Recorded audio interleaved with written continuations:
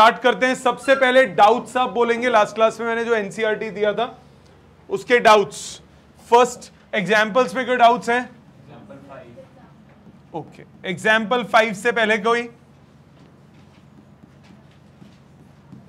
Example 5 question कह रहा है let R be the set of all real numbers. R दिया है set of real numbers.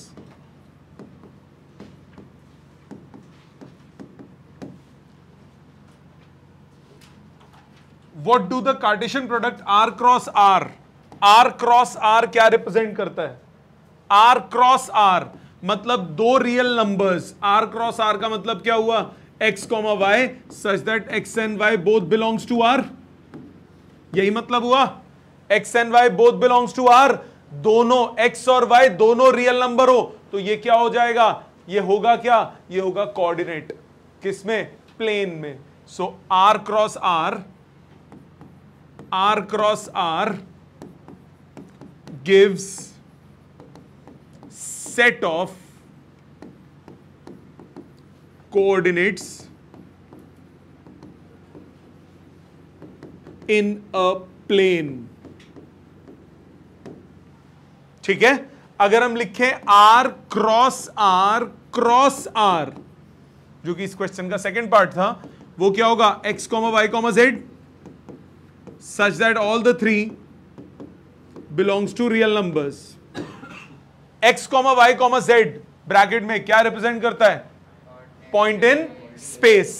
So R cross R gives set of coordinates in space। तीन coordinates होते हैं ना उसमें, x, y, z। Last time एक ब्रीफ अप दिया था इसका मैंने। हाँ, तीन होते हैं, तीन एक्सेस होती हैं। 8 क्वाड्रेंट नहीं होते, 8 ऑक्टेंट होते हैं, वो आगे पढ़ोगे। ठीक है, ये हो गया एग्जाम्पल 5। एग्जाम्पल 5 तक और कोई डाउट है? एक्सरसाइज में फर्स्ट 4 में कोई दिक्कत? एक्सरसाइज 2.1 फर्स्ट 4 में कोई डाउट? फोर्थ का सेकंड, फोर्थ के सेकंड से पहले किसी का है? Question fourth second part. A and B are non-empty set. A cross B is a non-empty set of ordered pairs xy such that x and y belongs to x belongs to A, y belongs to B. Write whether the statements are true and false. True है। A and B are non-empty set है बेटा। A cross B is a non-empty set of ordered pair x, y such that first element belongs to first set, second element belongs to second set। True हो गया, यही तो होता है। पढ़ statement पढ़, सिर्फ ट्रू और फॉल्स बताना है। अगर फॉल्स है तो एग्जाम्पल देना है। तो ये ट्रू होगा ना। कैसे आप डिफाइन करते हो? A क्रॉस B को कैसे डिफाइन करते हो? A cross B is an ordered pair x, y such that x belongs to A and y belongs to B। ठीक है, समझ में आ गई बेटे? और कोई डाउट किसी का फर्स्ट 5 में? फर्स्ट 5 में किसी का डाउट? आखिरी तक कोई डाउट है? 7 से पहले कोई? 7 से पहले कोई? बोल बेटा, क्वेश्चन बोल, क्वेश्चन बोल। चलो देखो इधर, A दिया है, B दिया है, C दिया है, D दिया है। कौन सा पार्ट? देखो, A आपको दिया है 1,2, B आपको दिया है 1 2 3 4, C आपको दिया है 5 6 और D आपको दिया है 5 6 7 8।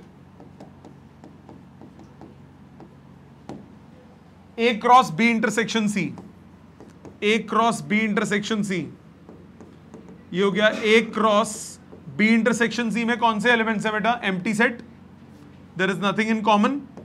तो आंसर कितना हुआ? Empty set. ठीक, सेकेंड पार्ट में बोल रहा है, अच्छा ये वेरीफाई करना था, ये एलएचएस हुई। आरएचएस में क्या है? A cross B intersection A cross C, A cross B intersection A cross C. पहले बेटा ए क्रॉस बी निकालो। ए क्रॉस बी में क्या होगा? 1 1 1 2 1 3 1 4 2 1 2 2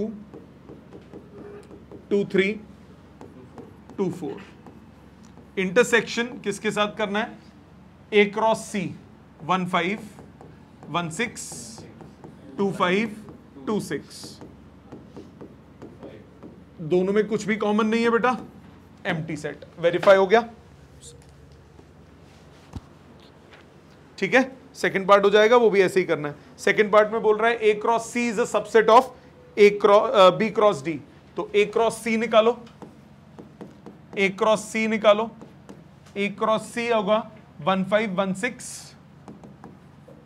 1 5 1 6 2 5 2 6। और दूसरा बोला B cross D, B cross D ये होगा, बी कितना है 1 2 3 4 और डी कितना है 5 6 7 8। 16 एलिमेंट बनेंगे। 1 5 1 6 1 7 1 8 2 5 2 6 2 7 2 8 3 5 3 6 3 7 3 8 4 5 4 6 4 7 4 8। यस और नो? अब बेटा ये जितने भी एलिमेंट्स हैं, each element of A cross C, each element of A cross C is also an element of a B cross D. Therefore, A cross C is a subset of B cross D. ये बात clear है बेटा? और कोई 10 तक? 10th doubt? 10th doubt है? 10 से पहले कोई? 8th 9th, 8th और 9th। 8th A is 1 2, B is 3 4। A cross B निकालना है। A क्रॉस B कितना होगा? 1 3 1 4 2 3 2 4। अब किसी भी सेट के जितने एलिमेंट्स होते हैं, नंबर ऑफ सबसेट्स क्या होता है? सबसेट्स होता है 2 to the power n। मतलब 2 to the power इसमें कितने एलिमेंट्स है? 4 एलिमेंट हैं, तो 16 सबसेट बनेंगे।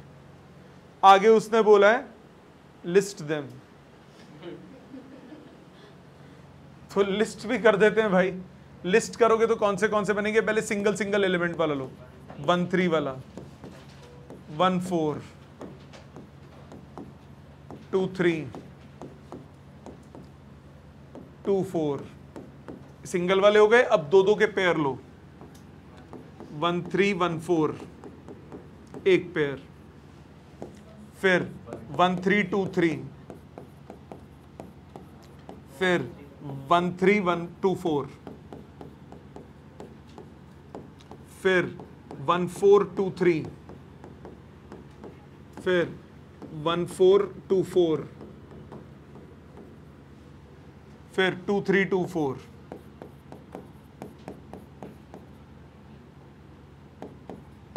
ठीक है, दो दो वाले हो गए। मैंने कैसे निकाला? इसको पकड़ा, 3 बना दिए इसके साथ, फिर इसको पकड़ा, 2 पकड़ लिए साथ में, फिर इसको पकड़ के 1 पकड़ लिया। सारे पेयर्स हो गए कवर।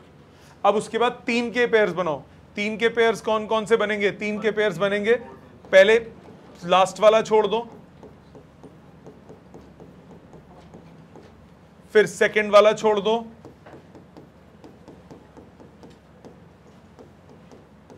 फिर फर्स्ट, अभी मैंने सेकंड लास्ट छोड़ा था, मैं सेकंड को छोड़ूंगा,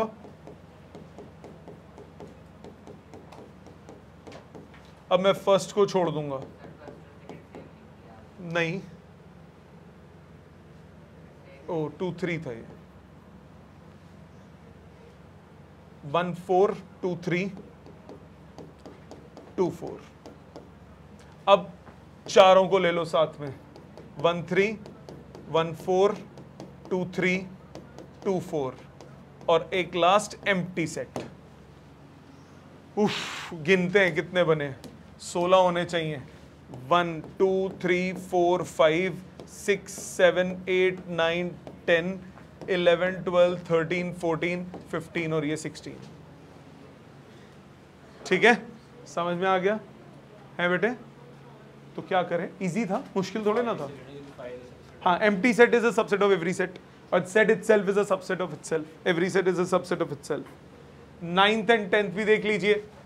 9th में आपको क्या बोला, 9th में आपको बोला number of elements in A is 3, number of elements in B is 2, x, 1, y, 2, z, 1 are in A cross B। तो ये बिलोंग्स टू हो गया A क्रॉस B के, ये belongs to A cross B के, और ये भी belongs to A cross B के।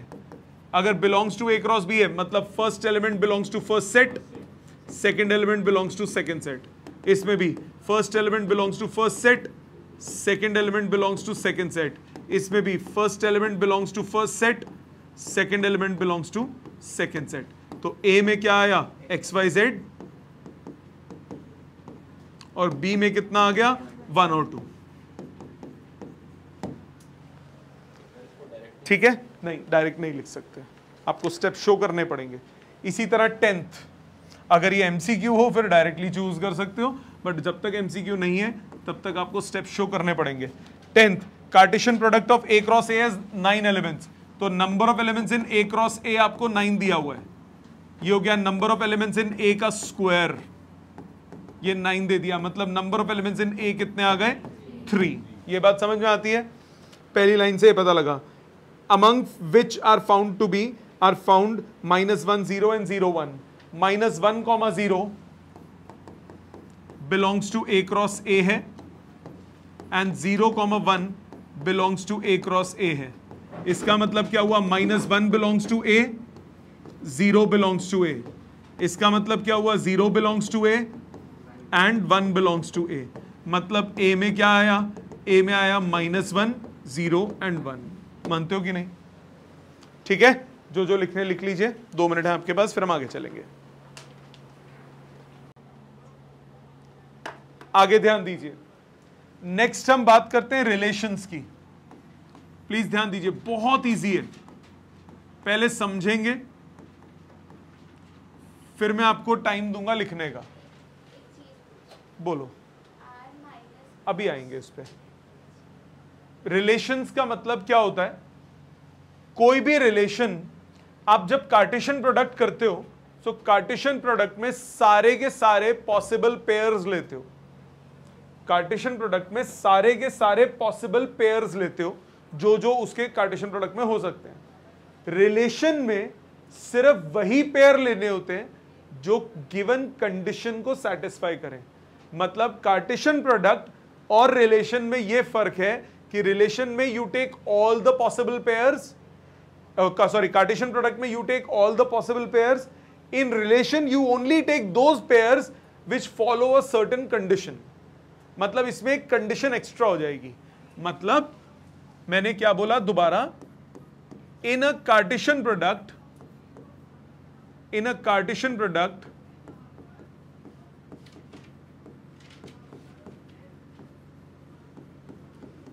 we take all the possible pairs,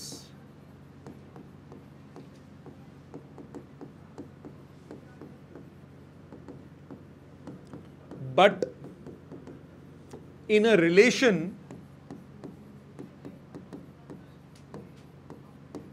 we take only those pairs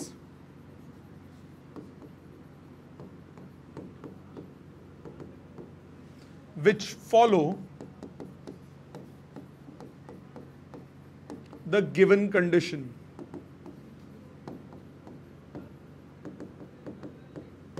मतलब रिलेशन में ये एक एक्स्ट्रा कंडीशन गिवन होगी जिसको वो फॉलो करेगा।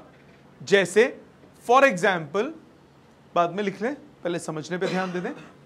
फॉर एग्जाम्पल मैंने बोला ए एक सेट है 1, 2, 3, बी एक सेट है 2, 3, 4,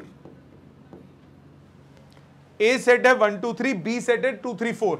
अब मुझे बताओ कार्टेशियन प्रोडक्ट को आप कैसे लिखते हो? ए क्रॉस बी क्या होता है? ए क्रॉस बी होता है x, y such that x belongs to a and y belongs to b। यही करते हो ना कार्टेशियन प्रोडक्ट में? इसमें कोई कंडीशन नहीं होती, आपको सारे पेयर्स लेने होते हैं, मतलब इस केस में 9 पेयर्स आएंगे, 1 2 1 3 1 4 2 2 2 3 2 4 3 2 3 3 3 4।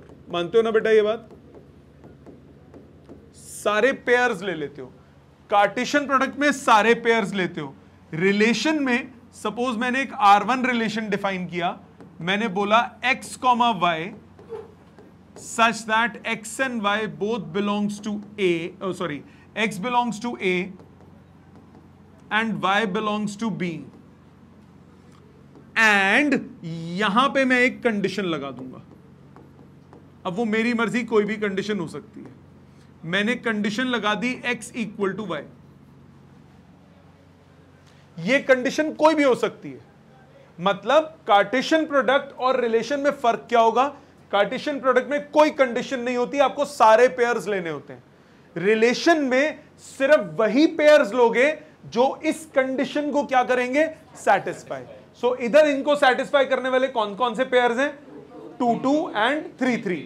वो उस कंडीशन को, कंडीशन कुछ भी हो सकती है। तो ये इस रिलेशन का हो गया, ये हो गया 2 2 और 2 3 और 3 3। समझ में आई बात? अब ये जरूरी नहीं है ये कंडीशन हो। सपोज मैंने एक R2 रिलेशन डिफाइन किया, मैंने बोला x comma y such that x belongs to A, y belongs to B and y greater x greater than y।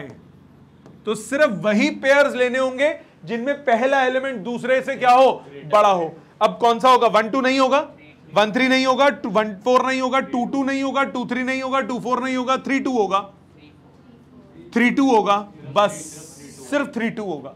तो इसमें कौन सा पेयर हुआ? सिर्फ एक एलिमेंट हुआ, कौन सा? 3,2। Got it? इसी तरह से तीसरा एक और एग्जांपल लेते हैं। सपोज मैंने एक R3 रिलेशन डिफाइन किया, मैंने बोला x comma y such that x belongs to A, y belongs to B and let's say बोलता हूं y is equal to x plus 1। बाद वाला एलिमेंट पहले से एक ज्यादा होना चाहिए, तो कौन से होंगे?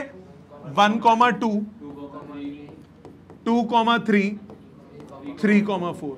ये सारे एलिमेंट्स हो गए जो इसको सेटिस्फाई कर रहे हैं। इसमें सारे पॉसिबल पेयर्स हैं, इसमें सिर्फ जो कंडीशन को सेटिस्फाई कर रहे हैं। तो यहां पे कंडीशंस कौन कौन सी हो गई? इसमें कंडीशन ये हो गई, इसमें कंडीशन ये हो गई। ये बात क्लियर है बेटा? ये बात समझ में आती है? ऑनलाइन सबको ये बात क्लियर है बेटा? तो इसमें बात क्या आई जो निकली है, तो थोड़ी दूर तक जाएगी। ये बात क्या कहती है? Every relation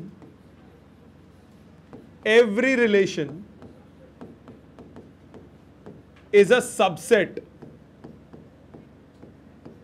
of its Cartesian product.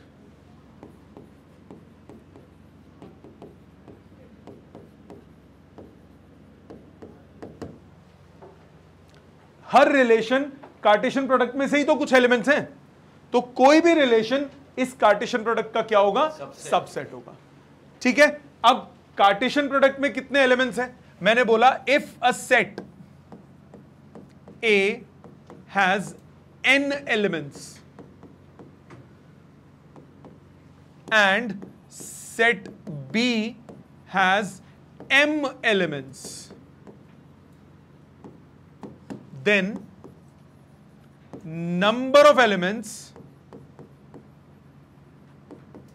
in A cross B वो हो जाएंगे m into n। याद है ना बात? नंबर ऑफ एलिमेंट्स ये हो जाएंगे, मतलब number of possible subsets of A cross B कितने होंगे? 2 टू पावर mn। ए क्रॉस बी क्या है? Cartesian product. कार्टेशियन प्रोडक्ट में कितने एलिमेंट्स होते हैं? m into n। Number of elements multiply हो जाते हैं। किसी भी सेट में जितने भी एलिमेंट्स हो उसके कितने सबसेट्स बनते हैं? 2 to power number of elements. तो mn एलिमेंट्स अगर हैं तो इसके नंबर ऑफ सबसेट्स कितने बनेंगे? 2 to power mn।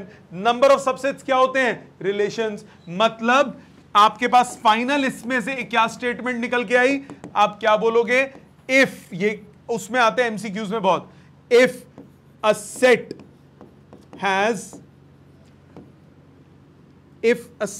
A has n elements, m elements, पहले कौन सी लिए? n लिए. n elements and set B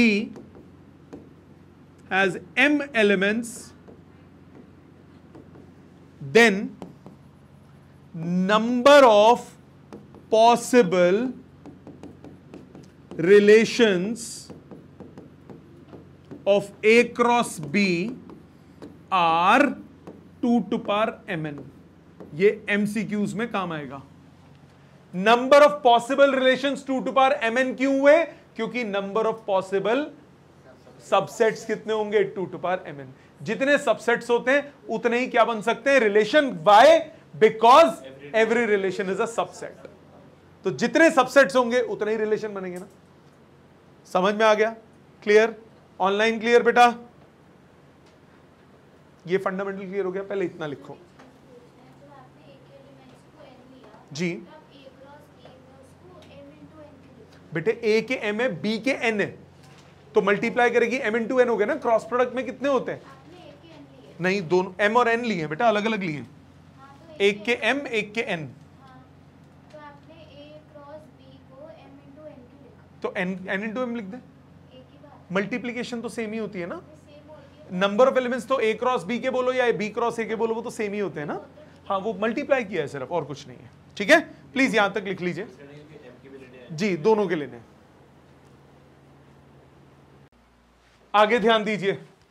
now ये आ गए रिलेशन. अब देखो मैं कुछ एग्जाम्पल से समझाता हूं. सपोज कीजिए ए सेट आपके पास है 1 2 3, बी सेट है 2 3 4. पहले भी यही लिया था, कुछ और लिया था? बदल देते हैं. 3 4 5, 3 4 ले लेते हैं सिर्फ. ए और बी हैं. अब मैंने रिलेशन डिफाइन किया R1.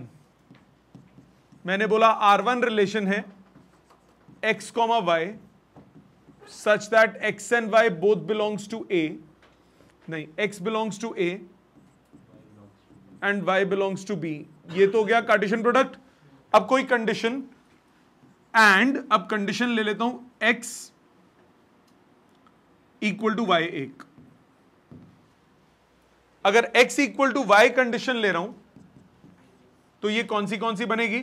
1,3 है, 1,4 है, 2,3 है, 2,4 है, 3,3 बनेगा सिर्फ. That's it. पक्का? इसमें हम बनाते हैं मैपिंग. ये A, ये B, इसको बोलते हैं मैपिंग डायग्राम. 1 2 3 और B में है 3 4. तो मैप कैसे बनाएंगे? 3 से 3 रिलेटेड है, सो 3 से 3, so 3 is related to 3, 3 is related to 3, 3 is related to 3. तो ये ऐसे मैप बन जाएगा.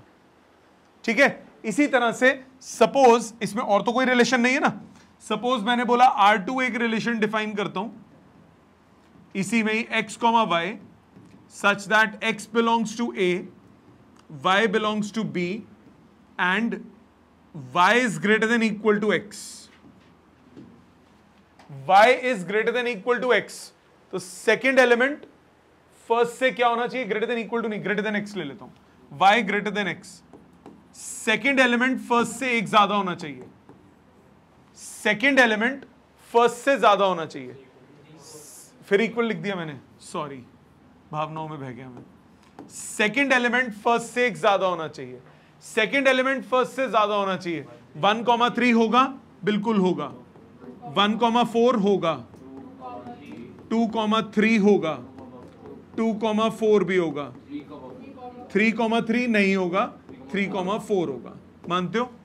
तो इसका मैप कैसा बनेगा? इसका मैप ऐसा बनेगा. A और B 1 2 3 और ये हुआ 3 4. मैप में क्या आएगा? 1 is related to 3, 1 is related to 4, 2 is related to 3, colour बदल देता हूं, 2 is related to 3,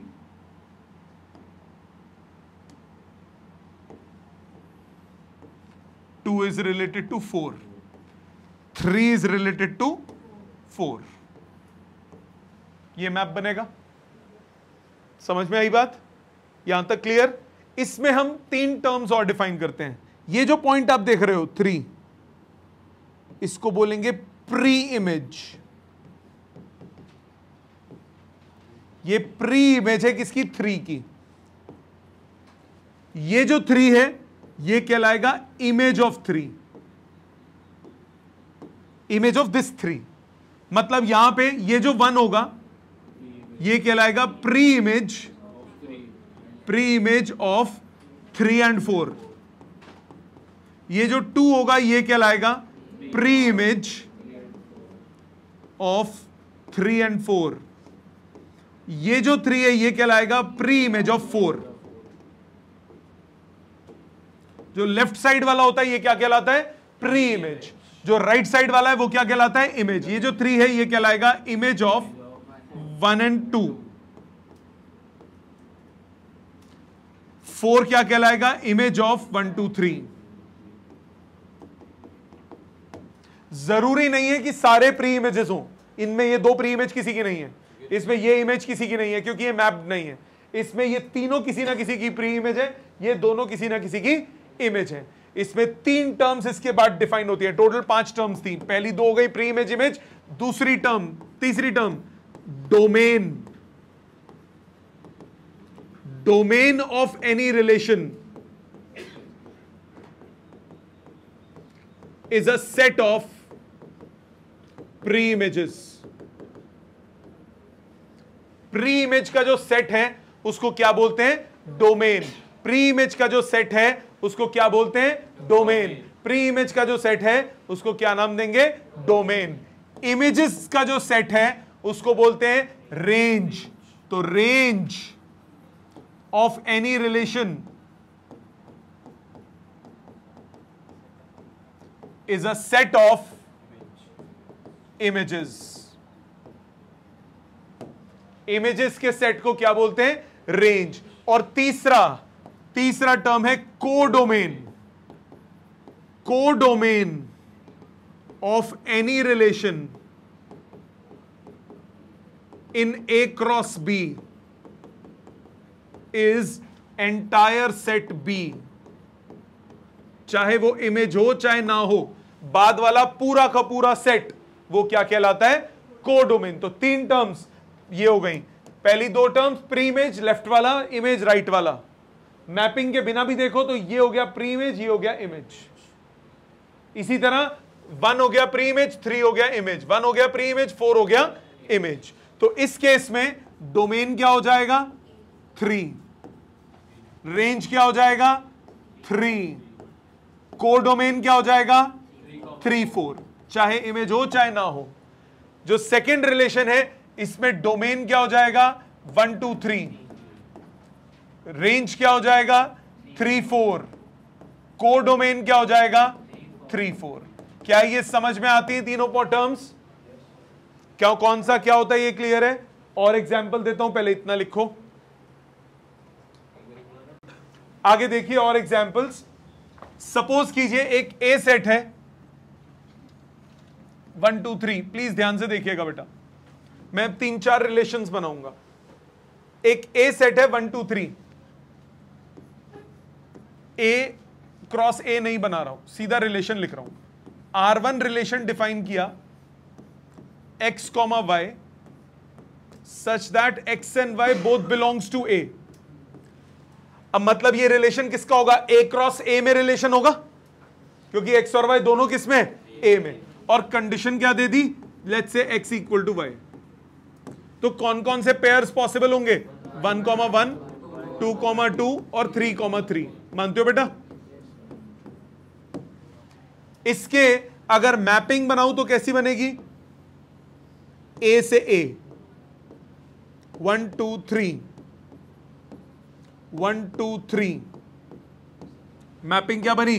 1 is related to 1, 2 is related to 2, 3 is related to 3।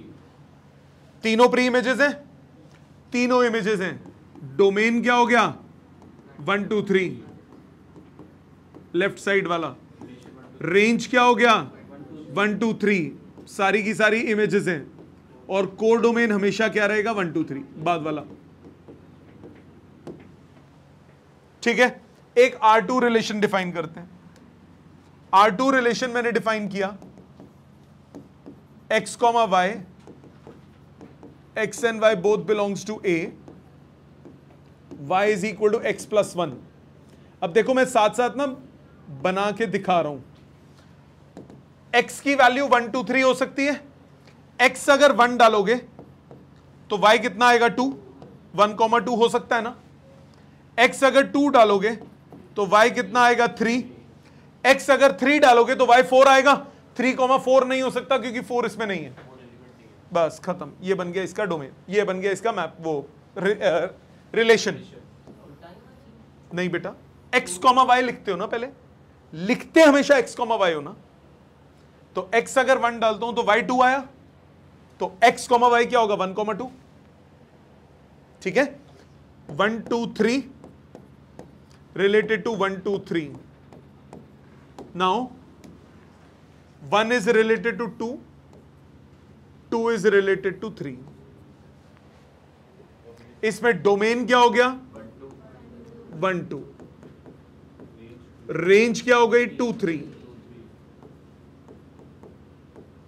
Core domain क्या हो गया? 1 2 3। बाद वाला पूरा का पूरा सेट। समझ में आता है? और देखो, सपोज मैंने R3 रिलेशन डिफाइन किया। R3 रिलेशन डिफाइन किया x, y such that x and y both belongs to A and x greater than y। पहला एलिमेंट दूसरे से बड़ा। सो 1, 1 नहीं होगा, 1, 2 नहीं होगा, 1, 3 नहीं होगा, 2, 1 होगा, 2, एक एक करके 2, 2 नहीं होगा, 2, 3 होगा, x ग्रेटर देन y चाहिए, नहीं होगा, 3, 1, 3, 2 यही होंगे बेटा।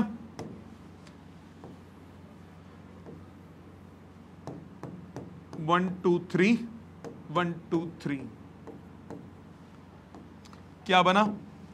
2 is related to 1, 3 is related to 1, 3 is related to 2। यही बनेगी मैपिंग। तो इसका डोमेन क्या हुआ? 2 3।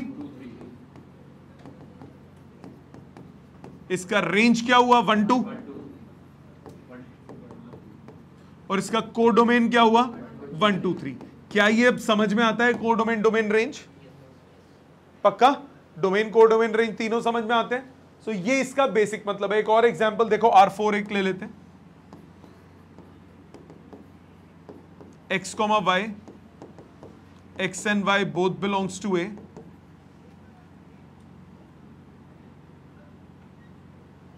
x square equal to y। x square equal to y। x को 1 डालो, y 1 आएगा, 1, 1। x को 2 डालो, y 4 आ गया, नहीं हो सकता। x को 3 डालो, y 9 आएगा, वो भी नहीं हो सकता। तो सिर्फ एक ही एलिमेंट होगा इसमें, 1, 1।